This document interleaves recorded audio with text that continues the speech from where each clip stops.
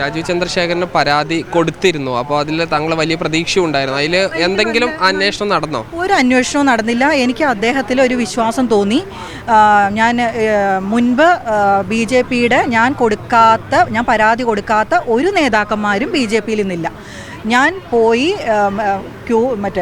അവരെ കാണാൻ കാത്ത് കെട്ടിക്കിടന്ന് ഞാനും എൻ്റെ അമ്മയും അന്ന് എൻ്റെ മോൻ ചെറുതായിരുന്നു, കുഞ്ഞും കൂടി കാത്ത് കെട്ടിക്കിടന്ന് ഞാൻ പരാതി കൊടുത്ത് എൻ്റെ സങ്കടം ഞാൻ അവരെ ബോധ്യപ്പെടുത്തിയിട്ട് പോലും അവരുടെ ഭാഗത്തുനിന്ന് ഇവരെ സംരക്ഷിക്കുക എന്നുള്ള നിലപാടല്ലാതെ യാതൊരു വിധത്തിൽ ഒരു മറുപടിയോ അല്ലെങ്കിൽ യാതൊന്നും ഉണ്ടായിട്ടില്ല. പറഞ്ഞു പറ്റിക്കുകയാണ് ചെയ്തിട്ടുള്ളത്. ഒരു മറുപടി ഇതുവരെ എനിക്ക് BJPയുടെ ഭാഗത്തുനിന്ന് ഒരു നീതിയും കിട്ടിയിട്ടില്ല.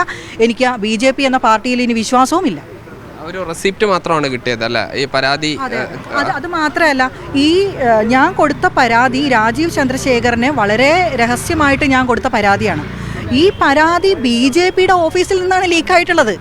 BJPയുടെ ഓഫീസിൽ നിന്ന് ലീക്കായിട്ട് ഞാൻ ഇത്രയും പരസ്യമായിട്ട് ഇവിടെ നിന്ന് പറയാനുള്ള കാരണം എനിക്ക് സമൂഹത്തിൽ ജീവിക്കാൻ പറ്റുന്നില്ല, സമ്മതിക്കുന്നില്ല.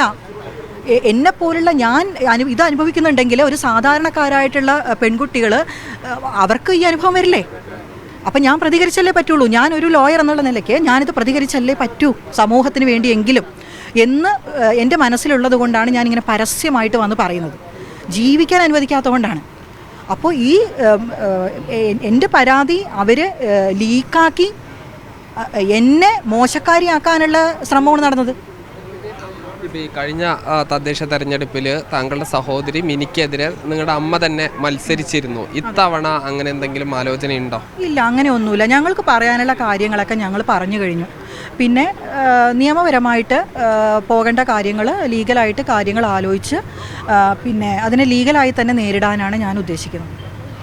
എന്തായാലും സ്വന്തം സഹോദരിയുടെ വോട്ട് നഷ്ടപ്പെടുത്താനുള്ള ഒരു ശ്രമമാണ് BJP നേതാവ് കൂടിയായ മിനി കൃഷ്ണകുമാർ നടത്തിയത്. അതിൽ ഹൈക്കോടതിയിൽ വരെ എത്തി അവസാനം ഈ സർക്കാർ സംവിധാനങ്ങൾ രേഖകൾ പ്രകാരം വോട്ട് ചെയ്യാനുള്ള അവകാശം ഉണ്ടെന്ന് കണ്ടെത്തുകയായിരുന്നു.